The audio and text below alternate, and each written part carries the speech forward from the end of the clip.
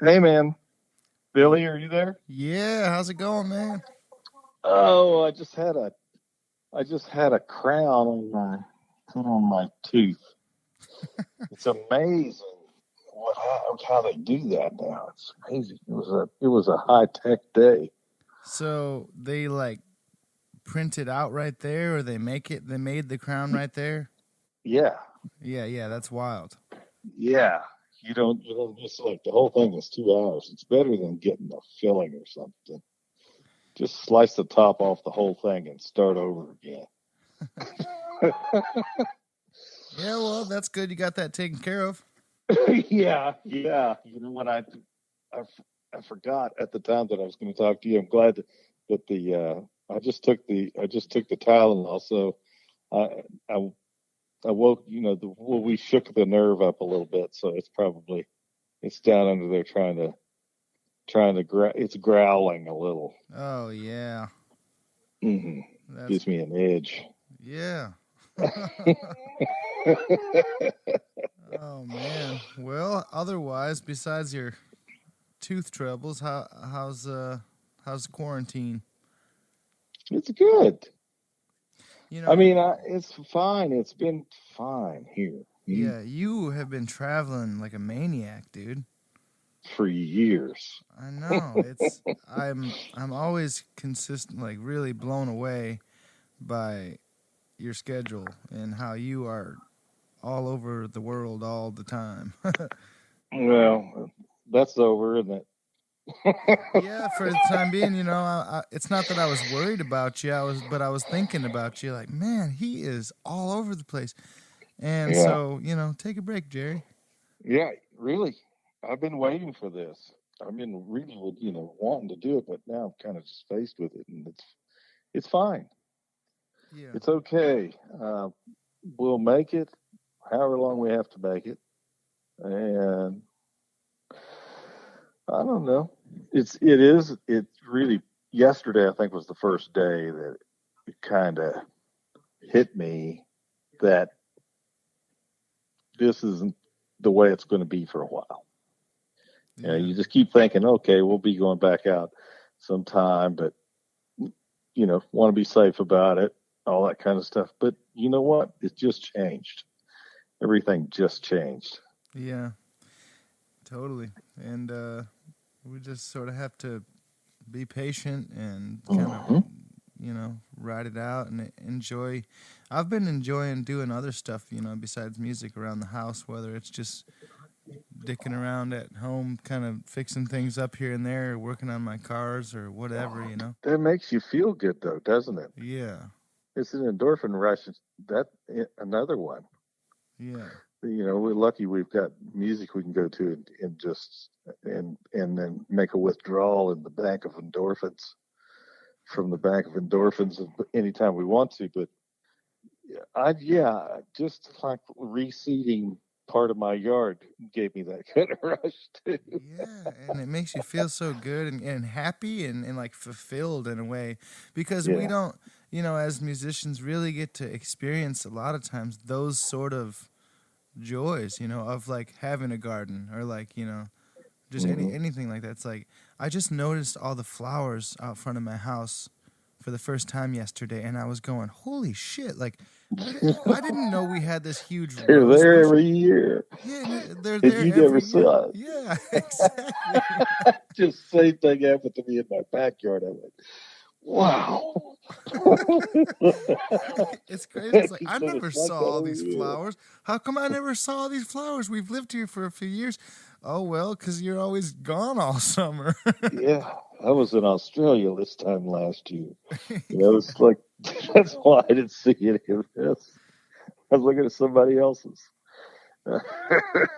Yeah, Yeah. that is crazy, but it is we're going to have to figure out how to stream and good. It's a good time to record and write and put Yeah. store up things and because it'll come back. There'll be a vaccine. It'll come back.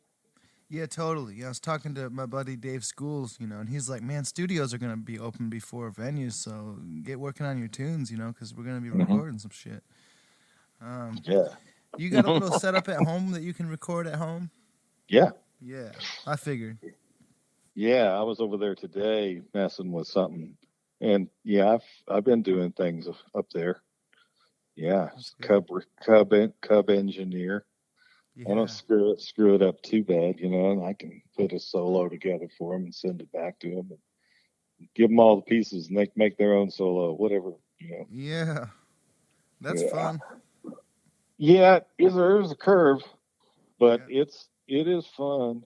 It's fun, and it's a there's an advantage to it, uh, because you can work without somebody looking over your shoulder, so you can really flesh Yeah. things out. Yeah, and you can get in the zone and be by yourself, and you can also tweak your tones and stuff the way that like you said, even if you don't necessarily. I'm doing the same thing. I just got Logic, and I got this little board here, and I'm kind of messing around and started. I got a couple mics and.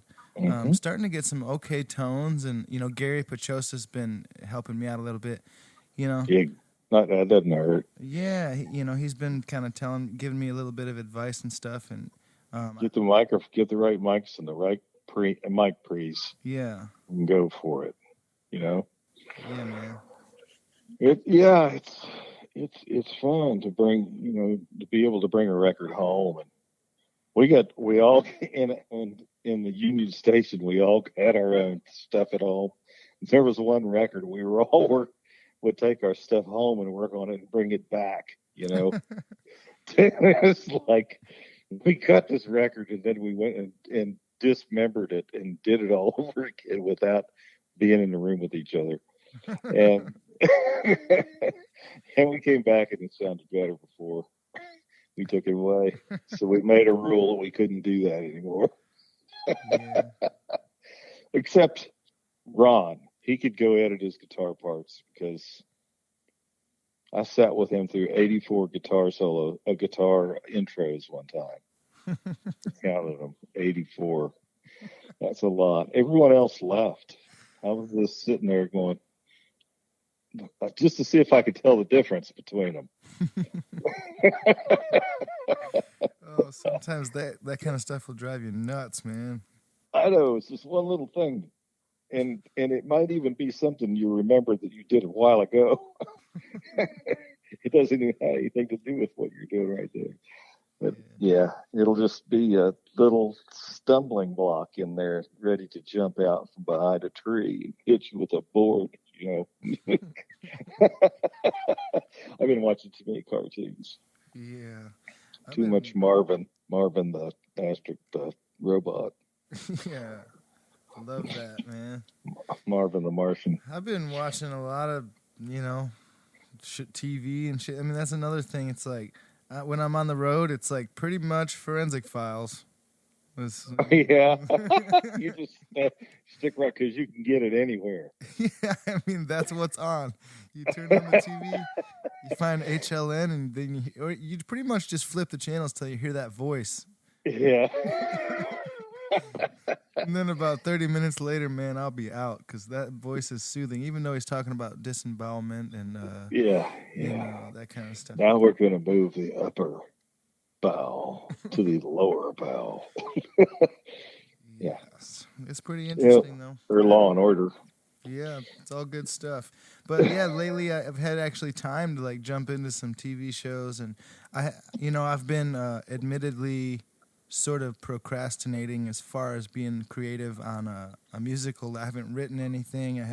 I've been practicing a little bit. I play my guitar a bunch and trying to get better at just getting my way around the fretboard there. But really, I've been enjoying being a lazy piece of shit for a little bit and not feeling guilty about it. Well, you shouldn't feel guilty about it, man.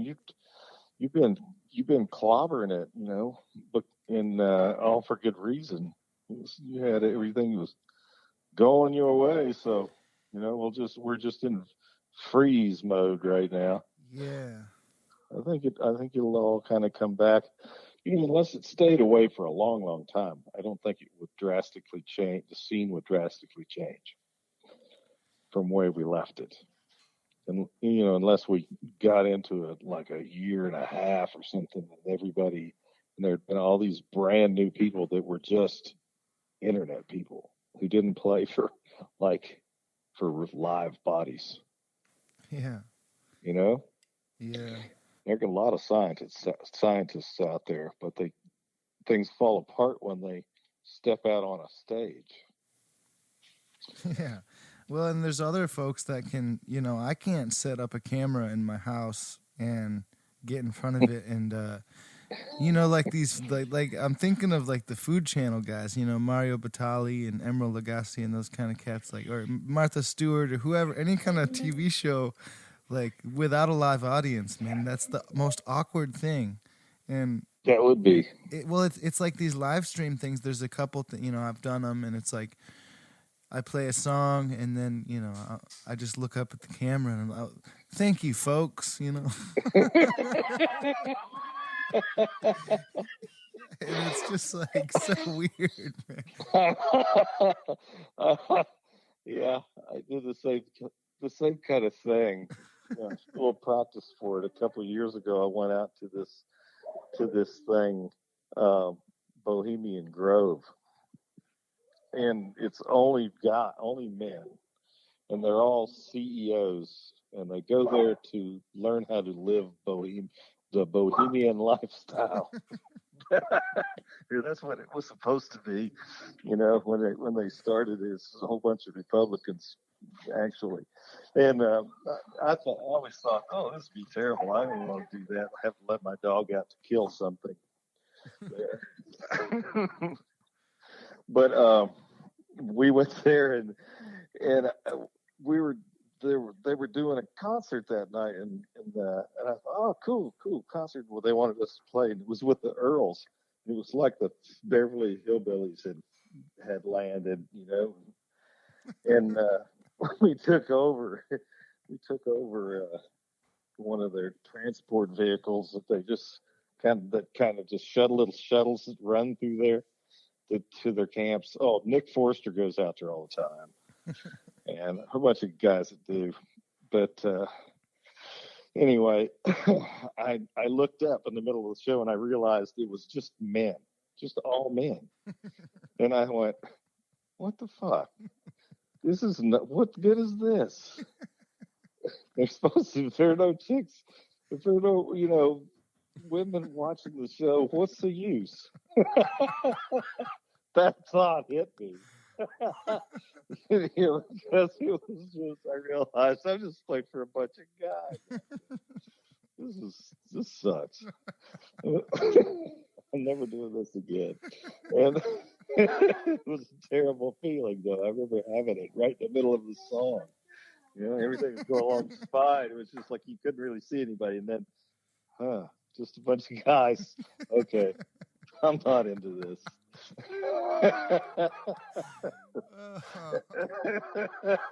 If you think about it, if it happened to you, you'd get it. Yeah, and you're on stage and you're playing music and you have that thought and you go, oh, well, shit, I guess I better just focus on the music and just try to get through this. Yeah, I'm just going to get through this song and I'm out of here. But everywhere I go, it's the same thing. It would be suck to be the last man on earth. It would absolutely suck. But yeah, I'm very, I feel very lucky to be quarantined with somebody. Yes. Yeah.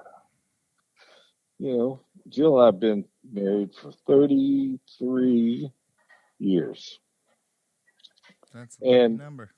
We've always had kids around. Yeah. But this is just us and the dogs. It's great.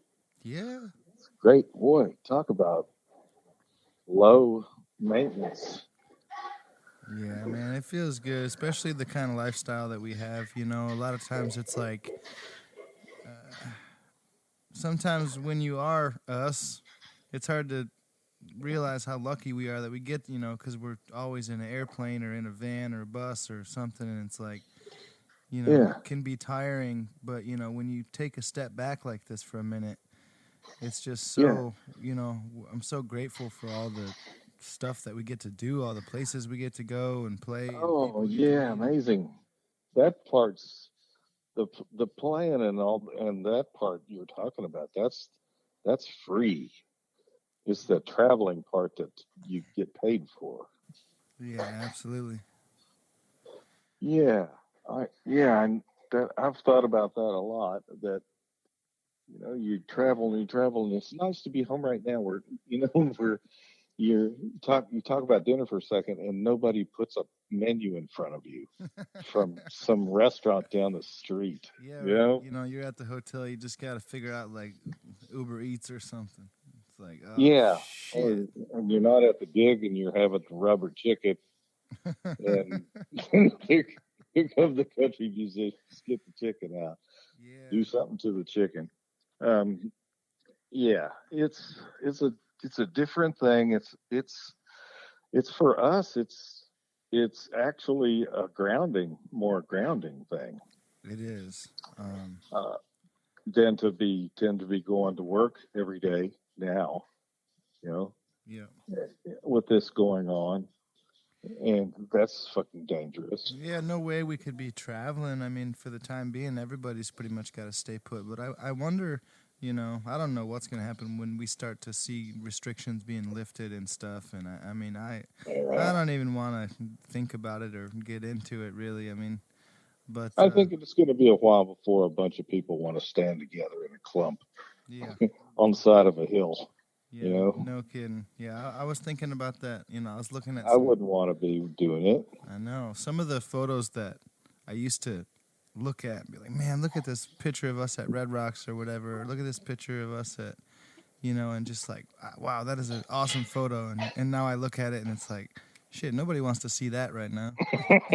No, one of the first things I saw right after the we locked ourselves down was a commercial about Carnival, about these people getting on a boat, getting on a ship and shaking hands and hugging and everything.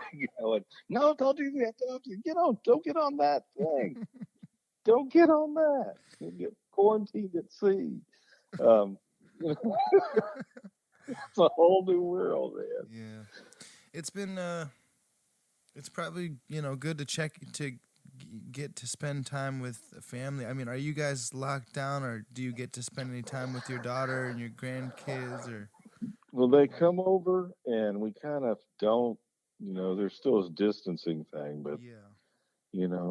there's the baby who, Olivia's baby. I haven't seen Patrick's little girl since this started, or Grant, my son Grant's little boy, but we've got Olivia who's here in town, and we were watching him a lot anyway. Through January, February, we were all together all through there. So it's sort of like he's been quarantined with us and her too, and her husband. So we've been seeing each other, but we're all keeping our distance and respecting that and not trying to. But the boy, the little fella, he gets passed around to everybody. So what's the difference? He's a carrier.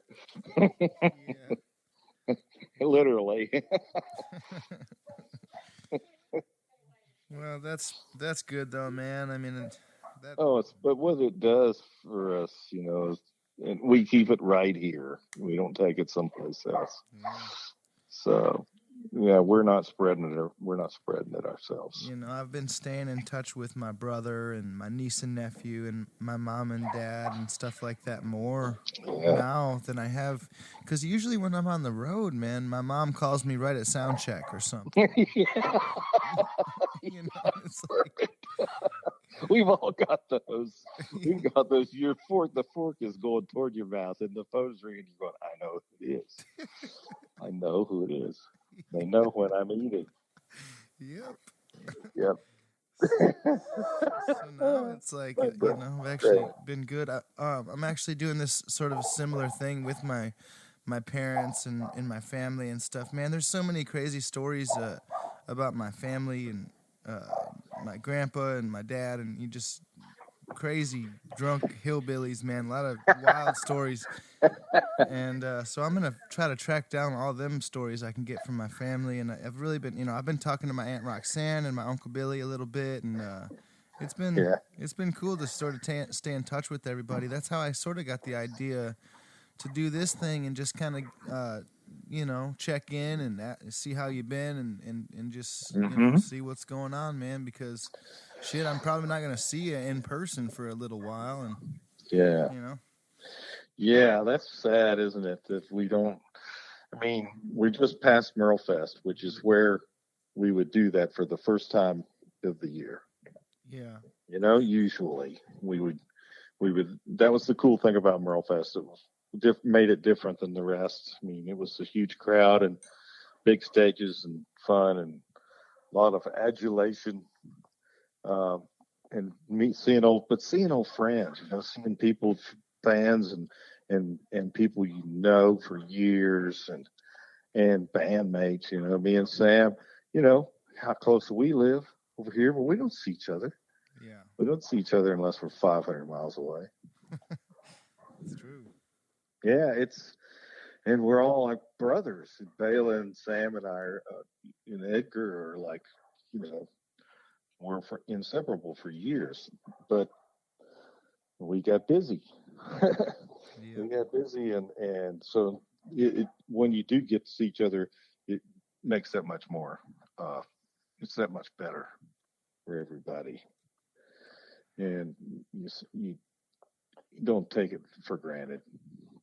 Yeah, and Merlefest is kind of that one that after the winter, everybody it's the springtime, and it's kind of That's when you wonder if how many more kids they have, or at least one, I guess, and or you hesitate in asking how their girlfriend or or wife is because you don't know if they're still with them or not.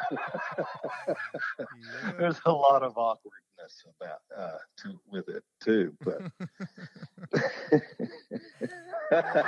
I didn't think about that. now you will. Oh man, I've definitely had that backstage at festivals. Hey, where's so and so? Oh, we haven't been Oh. together for 2 years. I guess you didn't hear. Yeah. Oh shit, I didn't know that. Whoops. Fell off a big tall building. Yeah, just like stuff that you really don't want to know. It's better. So I kind of try to leave that stuff alone if I can. If I've got the person right there in front of me, I'll just kind of wait for them to tell me anything bad like that. Yeah. But it's also a renewed avoidance. Where you see somebody you remember was a pain in the ass, and you try to avoid them, and then but you can't, so you give it a fresh start, and it's worse than it was the year before. And every year there's layers. Yeah, peeling the onion. Yeah, Yeah, man. but this would have been my 30, however many there are. Yeah, and there hasn't. It's always been, it's in Telluride too. It's never been canceled, right, or anything. So. No, Uh, no, Sam. How many times has Sam been to Telluride then? 45, I What, think. 40? Yeah, I think when we get to 50, we should just stop. I'm saying when we get to Sam's 50th one, it should Sam stop. was saying that. I was talking to him, and I was asking him, how long have you been in the game? And he said, man, I made sure to tell my management and people not to make a big deal about it, but I think it has been 50 years, since the alliance. Yeah, yeah, and then the Instagram people start to fall away. Your Facebook audience suddenly is bigger. Yeah. That's just the way they fall. Yeah, yeah. It's this whole thing is strange. That you'll have a day where you kind of like don't worry about it, and then the next day you do worry about it. Yeah. And it's just I think the times when I am worried about it, those are my thinking days of trying to figure out, okay, how we're going to proceed now. Mm-hmm. Those are more work days. Those are work days. Yeah. And the other days you're just like, oh man, this is great. I think I'll go out here and do something to the yard. That's not work. Mm-hmm. So at least we know what that feels like now. We know the difference. Yeah. Because I was always, growing up, I was always doing something besides just playing music. There was always something to tear up and try to put it back together, or sports, all kinds of stuff. What other kind of stuff? I mean, it's all wiped out. Automotive stuff, or sports. What kind of shit were you into besides music, man? I've never talked to you about that kind of shit.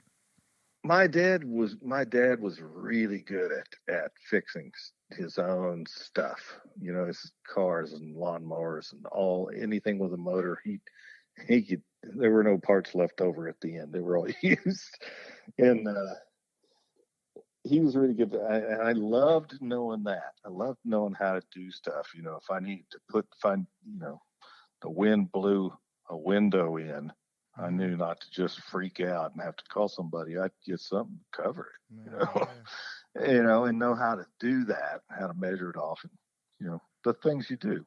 Yeah. And I think you understand it. I think you did it too. Man, I do, and especially lately because I've been getting into hot rodding a little bit, and I've been. I saw that car. Was that a Chevelle? Well, I got two of them. I got a '72 Chevelle 2-door. And I got a '66 4-door. That's the project. So I'm getting in there and figuring some of that stuff out. Learning some more of that stuff. My grandpa and my brother and stuff, they were all hot rodders when I was growing up. So I've been around it, but I was always just playing guitar and shit. When I was little, yeah, I wasn't interested in it for some reason. You were a motorhead like they were. Yeah, but I just got bit by this bug recently. And it's awesome. I'm having a great time doing it. It's a money hole, though. Yeah, it is. I did a truck. Yeah. An old truck, a '53 Chevy truck. Oh, sweet. 5 windows. It was beautiful, but it was ended up being a risk. Is that all the time. Was it a C10 or something? No. Just a Chevy. Just a Chevy pickup truck. It had 5-window cab and then they made the same truck from 49 to 53 through 53, and then they changed the grill since 54. I know that much. I'm nerdy kind of stuff about those things. Yeah. But always wanted one, got one, and threw money in it. Finally, it was just I need the garage space. Something. But now I've got a '78 Ford pickup truck that I just haul shit back and forth from the bus to my garage. Yeah. All the gear, and it's got a really awful horn. It's sort of a Dixie. It's a Dixie horn, but it's so out of tune and out of time. Oh my God. When I honk it, I see on Jefferson, I just see people laughing and slapping their legs. What in the hell is this guy? I played it. I honked it for Sam the other day. He'd never heard it. And he was like, "Man, before you leave, do it one more time." Yeah. But the truck it's got an old like a police interceptor motor in it, so it will outrun the word of God. The guy said one time. Yeah, man.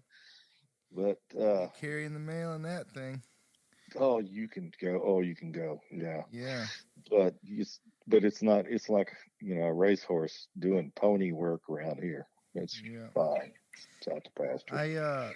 It's been fun. Since I've been kind of hot rodding a little bit. I've been acquiring tools, and then when situations around the house present themselves, and even like, oh, I need to fill up my bike tire. Oh, well, I got an air compressor now. Or like, Right. I need to do this thing or that thing around the house. It's like, oh, I have the tools to do it. So now I actually feel like doing that shit because I have the tools to do it. You know? Right. Oh man, tools are so important. Yeah. You got to have the right one. Yeah. There used to be a guy. Donnie. What's Donnie's last name? Shit. From Fender. Wade. Donnie Wade. Worked for Fender. Lived in Phoenix. Worked in Fender, but he lived here. He never really worked here, but he was bourgeois guy for a while. He's been Martin and Gibson but ended up really was a Fender guy. But he gave me it wasn't a Collings. It was a bourgeois, and he said you got to have the right tools in your toolbox. So that's what he said. You need this. You need this. And I didn't. I gave it one back to him, and then he gave it to Waylon Jennings. So Waylon Jennings had that guitar. I thought that's cool. Better than me having that guitar. He needed it, but he probably had 5 of those in his toolbox. He didn't really need that. Donnie was always talking about instruments as being tools. Yeah. That's right. That's right. You gotta. Sometime you got to throw down and get an electric guitar, to make that sound. Oh man, yeah, and I've actually been like modifying one of my stage guitars. Now it has 2 pickups and a switch where I can go between them.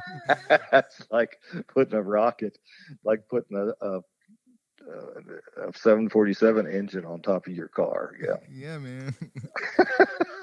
We'll see what happens when I don't know when I'm ever going to be able to play again. But the whole deal is that I use this volume pedal to drive an amp, and yes. It just hates the transducer pickup underneath the bridge. So what I did is I put like a magnetic pickup in the sound hole that doesn't get all that vibration from the top, and so it should like act better, through an amp with overdrive and stuff. So Anders and I've been doing that for a long time. Yeah. Just running one off stage and just you put those little Black Star amps, Mm-hmm. You don't even have to put much through them and they'll break up like a motherfucker, and you can just mic it. Yeah. And shoot that out there once in a while, and it's not on stage, so it's just in the house. Yeah, it's great. And it's just a voice from hell, And you can blow up the little Black Stars every night. It doesn't cost that much. Blow up a $25 amp, or just leave it there. Get another one. If it doesn't blow up. But yeah, it's like that's the best overdrive pedal in the whole world. Yeah, totally. Because you can keep your guitar sound too. Yeah. So that's fun, Been messing around with that for a while. I can't wait to get back on stage so I can actually try it. But otherwise, I just got this OM Thompson guitar. I'm usually playing dreadnoughts, and this little OM, it's Madagascar Rosewood. That's been a good little friend for this whole quarantine thing, man. So some sweet tone. Yeah, I love it.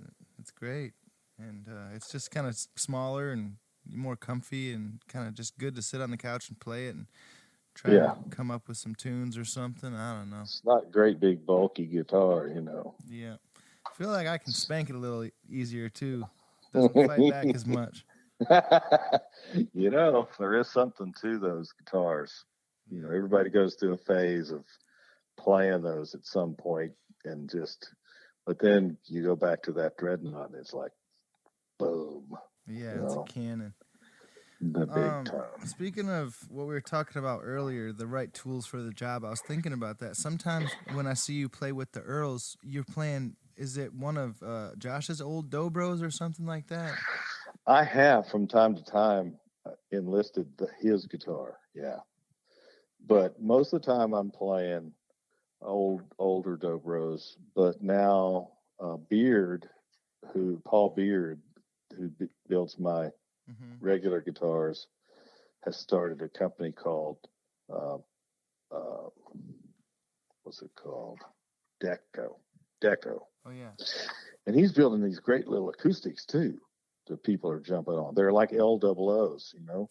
Yeah, and I've seen some of his cool little resonator guitars that I need to get one of those. You know, I don't have a resonator guitar in the Yeah, house. he built a good one. I gave one to Mark Knopfler, and he played it on this last tour instead of his metal body, his the one he on the record cover, Yeah. the album cover. He, I think it's Romeo and Juliet that he plays in the middle of his set, and that's what he played it on. And it was like, whoa, okay. I gave Jeff Beck one too. He's and I'll give you one. I'll get you one. You need it. You need it. This is it's set up like the neck is set up like you'd want it a neck to be. Yeah. You know, not just you know, on a resonator is somebody set up like a guitar. This is set up to be a guitar, but it's still got all that old dobro stuff. Yeah. It's good. It's good sound. It is, man. We'll get you one. Yeah, I ought to. Hey, nah, I'll have Paul send you one. Yeah, man. Let me know. Yeah, that's not hard to do. It's good having those out there. Absolutely. You need that sound. You need that. Yeah, you don't need anything. What am I talking about? Well, hopefully we'll be able to pick together sooner than later, and I can just let you handle the dobro. I need to check out the song we played together again, relearn that. So when I do meet you, we can play that. Yeah, yeah. But Let's do that. Are you like me? I've got songs. I have a song on my last record that I can't play because it was kind of a stream of consciousness that I have a hard time getting back to. Yeah, I know what that's like. I mean, I got definitely something on the last record that I put out that's exactly that. I mean, it was like basically what happened is everybody went on lunch break, and I just watched this movie. We were in the studio for like 6 days, and one day I came home from a long day of working, and Allie was watching this documentary, this George Harrison documentary. Oh yeah. With a lot of Shankar stuff going on, and a lot of, and I just got really tripped out on that for a couple hours, and then passed out. And the next morning, we went in, tried to cut a couple tunes, and then it was lunch break, and everybody went to grab lunch, and I just told the engineer, I was like, "Hey, hang back for a minute. Let's try to do this little weird thing that I'm thinking of." And what are you talking about? Well, I don't know. I just wanted to get real high and try to play something random, and that's what we did. I just like smoked a bunch of weed and turned on the mics, and he played a little harmonium drone, and I just kind of, I don't know, man, trying to like, as if music was just coming at me through the airwaves, and I'm just trying to reach out and grab it and regurgitate it and put it into the ether, Mm-hmm. Yeah, it's a stream. So it's sometimes it's a weird moving river. I've played it. I've done that thing live a couple times, and it's different every time, and I blow it every time I get into it. I mean, those guys are reading a chart. I'm not. I'm trying to remember what I was thinking, how I felt, and so I can't play it. I don't know if I ever will. I'd like to do a whole record of those kind of things, that don't repeat. I mean, that's what music used to be. It's like that's kind of one of the coolest things about music, and especially live music, is because it's right now. I mean, that was like Colonel Bruce's whole thing. It's like the right now, like be as much yourself right fucking now as you can, and that's what's going to be fun with your studio, is to just. It's not tape. It's just zeros and ones. Yeah. So, you just sit down and you just turn it on. Totally. And like 3 hours later, look up, it's still recording you. And you can just go back through it and find, I used to write that way, that I would just dump my head out on, and just play whatever came up. And then dig back And through it, and something will be there. Yeah. yeah, and then start putting some, and more than likely there will be parts that connect because you played them, Wow, that's and interesting. I've been finding that a lot of times when I pick my guitar up, I do just play a lot of random shit, like fiddle tunes that aren't. I don't know. Is this even really a tune? I don't know. yeah, yeah, Like, right. I'm just kind of Yeah, playing it some is shit. now. It should be, but I Yeah, seem to never make it into one because I don't know. because that's why you got to record everything. Because it may not even be a tune. It may just be a technique that you find that works for you. And hide and seek, my song "Hide and Seek," we hide and seek. That was an exercise, Mm-hmm. and then it just, I found all these other parts that went with it, and well, I've got a bunch of tunes like that just started out as the first phrase was just an exercise, just to get your hands talking to each other, when you're warming up, and then sooner or later you got all of these exercises and all these parts that they're entwined. And James Taylor said you're only trying to write the same song your whole life.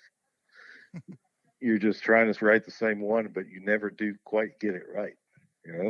Yeah. He says that you try, Yeah. but you're only, but the same one keeps coming up somewhere in the new song will be the old song. Yeah. Yeah, and just keep trying like hell for it. That's man, that's kind of inspiring. I've been needing something to, like I said, I haven't really been working on any music or anything, so I need to get back to writing and stuff, and that might be a good little kickstart for me. Is just to, man, a lot of times I pick up my guitar and I just play, shit. I'll just jam, and I don't even know what the hell I'm playing. I'll start recording that and listening in for maybe something. Thanks for the tip there, Jerry. Well, just sometimes just a key change that you'll happen onto, just from one key Right.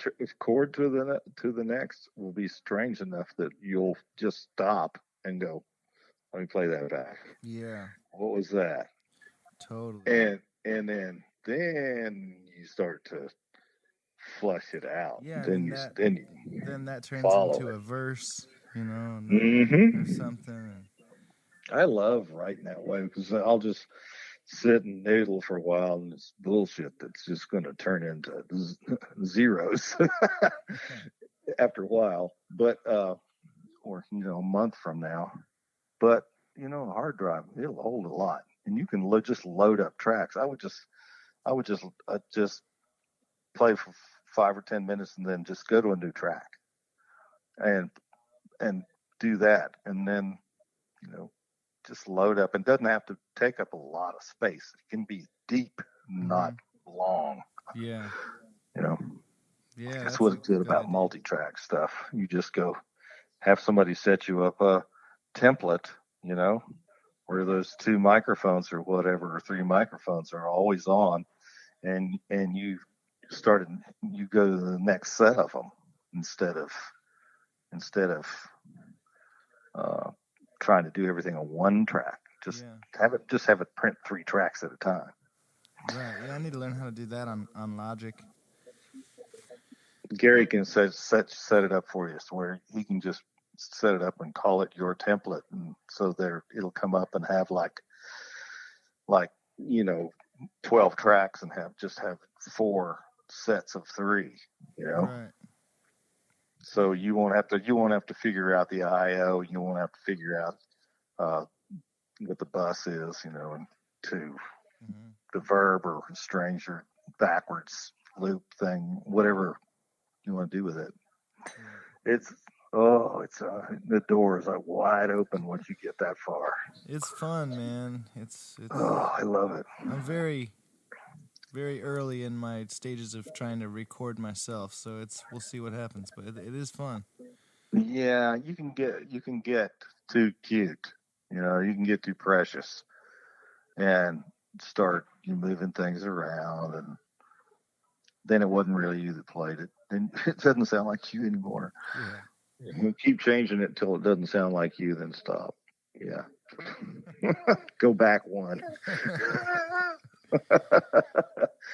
Oh, shit. Well, on that note, I probably will go practice or something, man. I need to play some guitar today, and it's also a pretty nice day outside. I think I need to get out and try to get some exercise or something, you know? Yeah. I should do that, too. I just been sitting in a dentist chair all morning. This is like, I'm finally loose from that. Yeah, but, and I found a guitar I forgot I had a J45 upstairs there that I got for Patrick a few years ago. That's at my house. Got that thing. It's nice. God, it sounds with a great sweet neck. Yeah. So I might just put some guitar weirdness on the Gibson Brothers. Yeah. Record. Or completely redo an Akis record and send it back to Allison. Say, put this out. Here's your mix. Yes. Yeah. I know enough just to be dangerous. That's all. That's enough. Well, man, I'll call you. We'll do the same. I love this, just rapping and going down the rabbit hole, out the tangents. Yeah, I need something. It feels good to have connection with another human being, even if it's just through the airwaves. Yeah. I know. It's just like suddenly I find I did have a personality after all. Yeah, I don't hate everyone. He was covered up with shit. I found it though. Yeah. Yeah. All right, man. Celebrate that you do what you do and you don't have to go deliver packages today. Yeah. I used to plunge people's shit out of a toilet when it was clogged at the 4th floor of the hotel, man. Telling you what, this gig's a lot better than that.